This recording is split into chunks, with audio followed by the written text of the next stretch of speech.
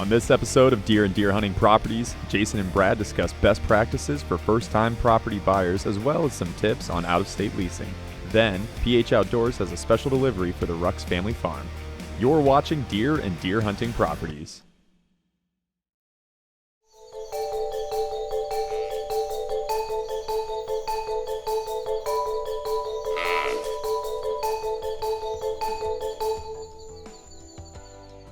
Two scenarios. The first one, I'm young, right? I just got married, got a kid. You know, I don't have a ton of money in the bank. What would you recommend I look for? Well, in that circumstance, I'd probably look for something that's maybe a smaller parcel, something that you could handle in your payments, something that maybe isn't that elite property that has building sites and water and waterfall and all that. I would look for something more that is a starter package, which could be, swampland, part swampland, part wetlands, something with a smaller acreage in that 20 acres, maybe up to 40, depending exactly what your budget's at. And that's usually a good starting place. And a lot of times there's a ton of improvements you can do to that property, which will allow you to get some equity, right? So it's just like a house, right? You find that tear down or almost tear down, and you're putting in new floors and you're painting and you're doing a new roof and siding and all that stuff, so that in 5 years from now you can sell it and you get some equity out of it. Same thing for that land. You're looking for something that you can put some sweat equity in to get equity out in 2 to 5 years. So it is just like that starter house, right? Everybody buys their first house. It's not their dream house, right? It's not. Right. But they're taking steps to get there, and it's the same process with hunting land. Oh, for sure. So it's exactly the same as a starter house, right? Nobody moves into their first house as their dream house. They're just going to take steps until they finally achieve their goal. Exactly. I mean, I've done it personally. My first property was swamp, right? It was, hey, some years you might need hip boots to go get your buck, right? So I started out there, and as years gone along, my dreams have changed and they've grown and they got bigger and bigger as they've gone. But I was able to find a property that I could afford with my budget and be able to establish things in there and grow things that then it became worth more too for the next buyer. So it's the same. I always compare the two to houses. It's a perfect way to scenario. Okay, first thing, so I bought one of these small properties. What would you recommend I do as a very first thing? As to try to improve the value, what would I do first? I personally would probably try to establish a trail system, right? For myself as a hunter or whoever is hunting, and also to establish what the deer corridors are. And that's where I would start with my first property. And keep in mind, with a trail system, not necessarily do you have to sell it to another buyer that's a deer hunter, right? I mean, because people like to go through the walks through the woods. They like to take their dogs to the woods. They just like to roam through the woods. So now I got that established trail system. It's good for anybody to use that would purchase that product. Absolutely. A lot of people just think everybody is a big buck hunter, but the truth is, there are some real big buck hunters, and then other ones just want to enjoy it year round, and they want their family to enjoy it. They want their wife or their significant other to enjoy that property. So putting that established trail system in there allows them to do those walks in the fall or in the spring or in the summer, right? And it's good for four-wheeling or biking or whatever it might be. But yes, nowadays it's not all about just shooting monster bucks. It's about shooting some bucks, whatever their comfort is, but also being able to do other things. See, I also love water. I'd like to put a little pond in it, something big enough that you can swim, right? But it has fish in there, so now I can take the kids fishing. You're guaranteed there's not a bad day on a pond, right? You're going down there, it's full of perch, full of bluegills, whatever. You throw a bobber in there and they're going to catch fish. So it's a perfect option as well. I love that idea, yeah. And for kids, we know they can get a little antsy, including some adults we've all met. That pond, when it's loaded up with fish, that's the way to make some memories on that small parcel. Coming up next, Jason is no stranger to out-of-state hunting leases and offers a few tips before you sign a lease for the first time. You're watching Deer and Deer Hunting Properties.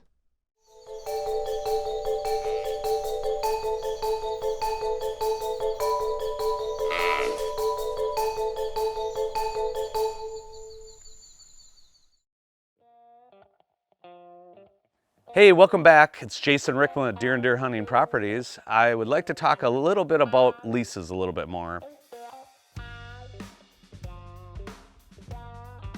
Probably three things that are important to me now that I didn't know when I first got out-of-state leases. So the first thing is, what does ground go for, right? I was really kind of blindsided by that. I definitely overpaid on my first one, which is okay because I learned the area, I learned what not to do. I'm a big believer in, you know, some of those failures will help your growth and make the right decisions in the future. So I'm okay with that, but if I can help out in any way, one thing I would tell you is, you know the difference between cattle ground, what that lease goes for, and what does crop ground go for. I kind of got hooked up on cattle ground at first at a higher price than what I should have paid, but again, I learned some things and I got my other leases and some other land from that experience. But, you know, talk to somebody local. Like we said before, feel free to reach out to one of us at Deer and Deer Hunting Properties and see if we have a connection in that area or if we have a personal connection that we can help you.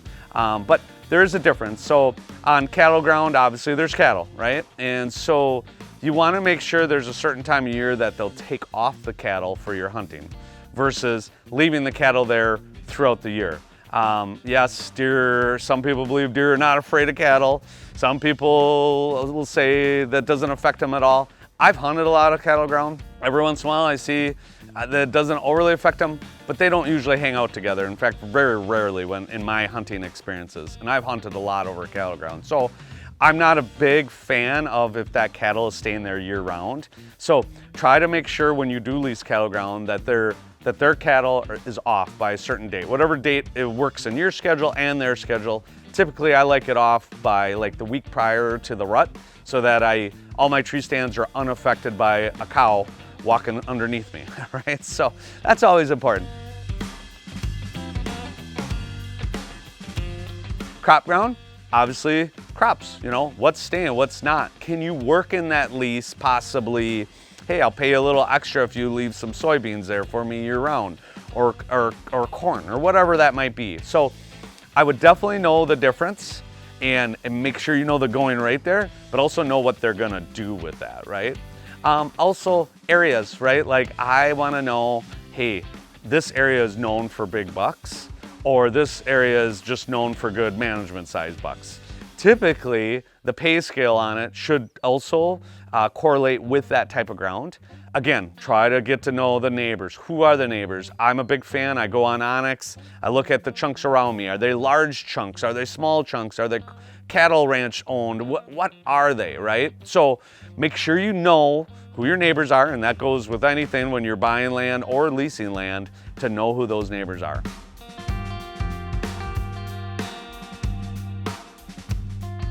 And then the third thing is probably one of the most important is, what are the rights to the landowner and you when you lease, right? I've had some real horror stories, not happened to me personally, but I've known some guys that, you know, they lease this land and then the cattle ranchers out there doing work while they're trying to deer hunt, you know. That is something it's tough to do. Obviously a great lease setup that covers your rights and covers your money put towards that, so that if that does happen, that you can get that back is important. On the crop side, same thing, right? Did they take all the crops and you agreed to something? Make sure you're protected on that. But make sure you know the rights of what the farmer can do and what you can do. Because you don't want to be blindsided during the rut and you have a monster buck walking around and then they're working on a fence right next to you for the week straight. Or whatever, they're getting something ready for next year. So make sure that you have defined dates of when they are doing their work. So make sure those three things are in your repertoire when you go lease your next property, so that you don't get blindsided and have a bad experience. After the break, special delivery for the Rucks farm. The folks from PH Outdoors teach Brad how to revolutionize his food plots with a brand new Goliath 6 Crimper. You're watching Deer and Deer Hunting Properties.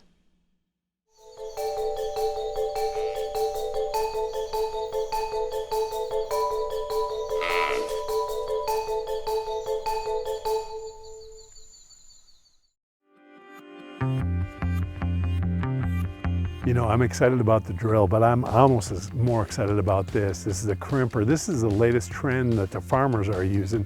Give me a spiel on the Crimper. Yeah, so this is our 6-foot Crimper. The idea is to come in and terminate your cover crop without having to spray it.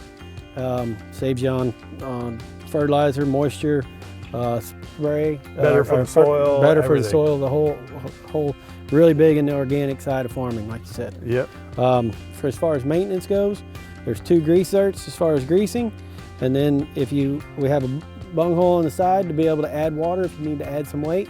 If you do that, you for sure want to either add antifreeze with it or make sure you empty it in the winter.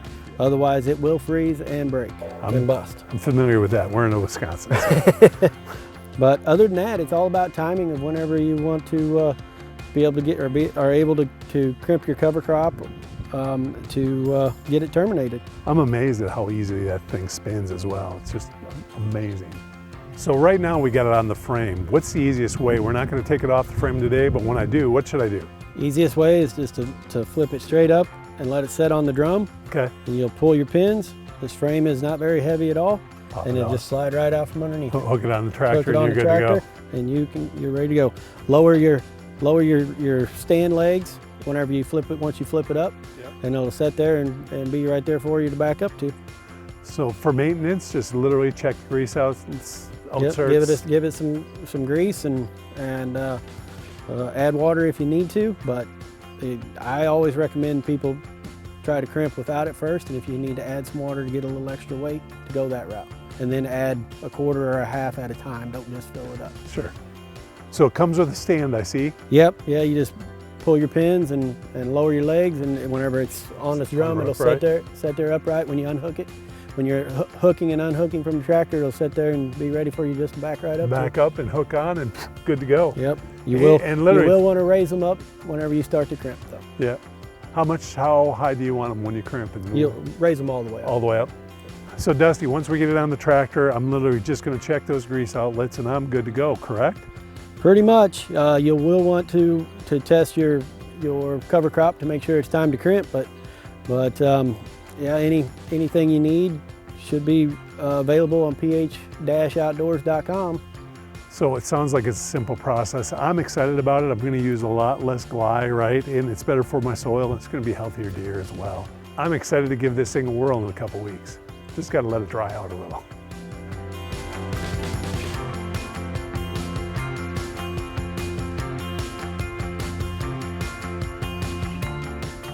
First off, I want to thank all the guys from PH Outdoors for helping me set up the implements. Excited to get them out there. Here's a little tip with a crimper. You know, you want to plant a cover crop. And this year with mine wasn't a great year because it was so wet, but a cover crop, if you're not familiar with that strategy, it's planting winter wheat, winter rye, oats in the spring and letting it get up. Those have really weak stems, right? And that crimper is going to crimp it all over. If you plant it on something or use the crimper on established tall weeds have thick stems, it's probably not going to crimp it as well. It's no fault of the product. It's really made for a cover crop.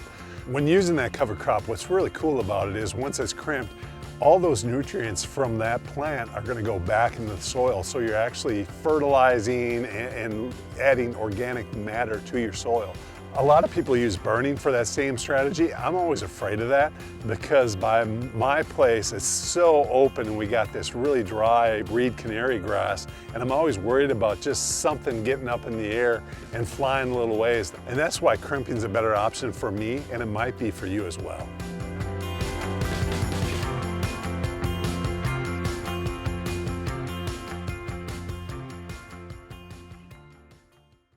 Time's finally here. We've dried out. We've had several days of just nice sun. We're gonna go ahead and crimp half this field.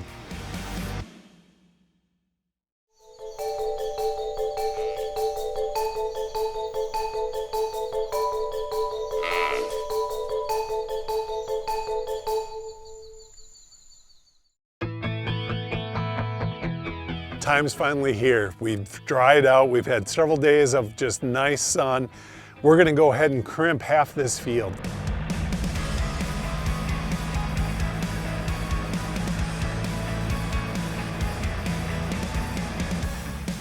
If you guys are not familiar with crimping, what it does is it literally lays down your cover crop, and it's going to crimp that stem, making sure that it doesn't get any kind of moisture. So therefore it's going to terminate itself. It's better than using any kind of glide. It's chemical free. It's going to literally give you a nice layer above that soil. So when you drill in your seed, it's going to hold moisture a little bit better. Best part of it, it's a pretty easy process. This is the PH Goliath 6-foot crimper. All we have to do is drop it down on the ground and start heading out. One little tip that I'm going to give you right now, when using the Goliath from PH Outdoors, you know, it's almost like you're cutting lumber, right? Measure twice, cut once. On this, go slow so you only have to do it one time. You don't want to have to go over it a second time. Not only do you save time, you actually save money. With fuel prices the way they are. It's a great way to save money. It's more economical. Best part about having kids, another tip is, you don't have to do all the work yourself. I'm gonna trade out between my son and myself. This is the first time for both of us, so I wanted to be down here before I gave the keys to the car.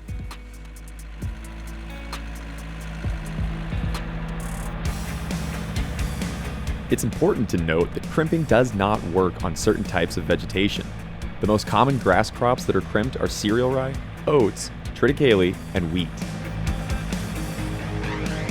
Avoid trying to crimp soft, flexible plants like annual ryegrass because they don't have enough lignin in the stems to cause the plant to crimp properly.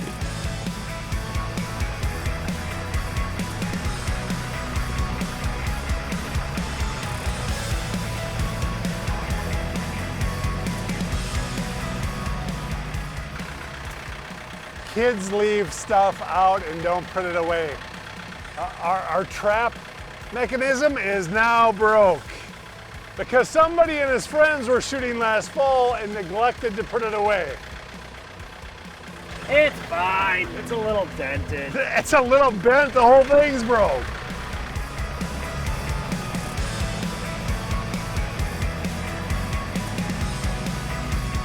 After a few days, Brad plans to hook up the PH no-till seed driller and plant soybeans.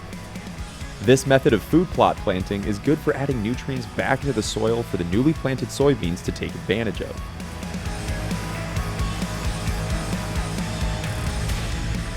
Thought you had to be doing some of the work. I think he's having a little too much fun. I'm going to let him do it. My allergies are really kicking up with this. So I'm going to just kind of sneak away and just let him do it. So Explain the clay shooter situation. I was bringing a couple of my friends out last year duck season. I left it out here and I knew about it. I just kind of forgot it was down here and he hit it. So now I got to fix it. Oh well.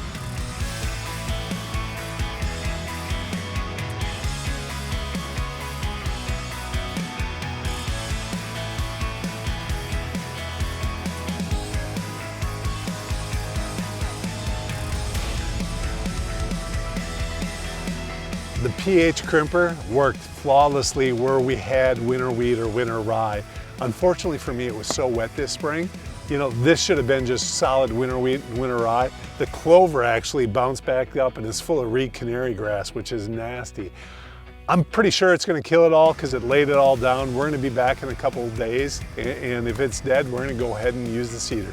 I'm excited to see just how much time this condensed the process of food plotting. If you want more information on a PH Outdoors crimper, the Goliath, check out ph-outdoors.com.